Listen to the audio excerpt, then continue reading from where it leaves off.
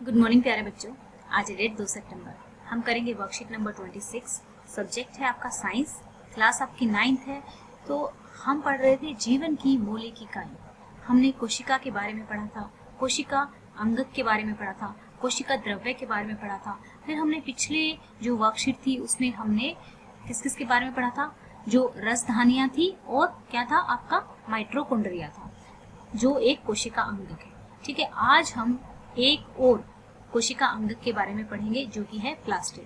Plastid में दोहरी झिल्ली होती है, यानी कि एक ये झिल्ली हो गई और एक अंदर वाली झिल्ली हो गई। ठीक है, तो ये दो प्रकार का होता है, ल्यूकोप्लास्ट और क्रोमोप्लास्ट। तो इसको चलिए समझते हैं डायग्राम के थ्रू। तो हम जानेंगे प्लास्टिड्स क्या होते हैं। प्लास्टिड्स एक तरह के सेल ऑर्गेनल्स होते हैं, ठीक है, या फिर कोशिका अंगक होते हैं। ठीक है, अब जो कोशिका अंगक है, ये प्लास्टिड जो होते हैं दो तरीके के होते हैं, एक तो ल्यूकोप्लास्ट और दूसरा क्रोमोप्लास्ट। अब जो एक टाइप होता है वो तो भंडारण करता है, यानी कि स्टोरेज करता है, ये स्टार्च को, प्रोटीन को, ठीक है, उनको हेल्प करता है स्टोर करके रखने में। दूसरा क्रोमोप्लास्ट। क्रोमोप्लास्ट में क्या होता है, ये जो पौधे होते हैं, जैसे उनके फूल होते हैं, पत्ते होते हैं, उनको रंग प्रदान करता है। अब क्रोमोप्लास्ट में जो क्लोरोफिल होता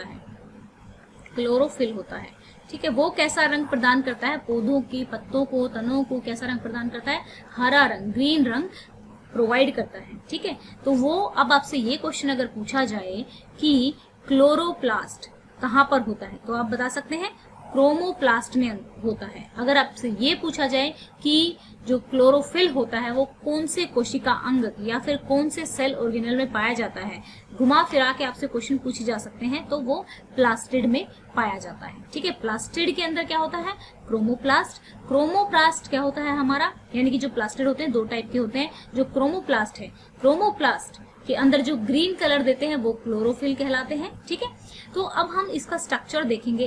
देखो बच्चों, ये है क्लोरोप्लास्ट, ठीक है, या ये है आपका प्लास्टिड का पिक्चर। तो यहाँ पे देखिए क्या होता है कि एक इसकी बाहरी सतह होती है, एक इसकी अंदर वाली सतह होती है। ठीक है, यहाँ पे देखिए जो इनके बीच में जो स्पेस है उसको स्ट्रोमा कहा जाता है। ओके, ये जो स्टैक है इनको ग्रेनम कहा जाता है।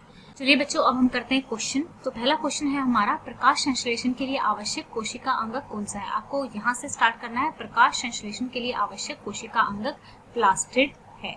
तो आंसर में से कौन सा काट देना है। फिर प्लास्टिड के विभिन्न प्रकार तथा उनके कार्य लिखिए। प्लास्टिड के विभिन्न प्रकार, यहाँ से ये थोड़ा बड़ा हो जाएगा क्योंकि कार्य भी इसमें लिखने हैं, तो यहाँ पे पूरा का पूरा आपको यहाँ से लिख देना है।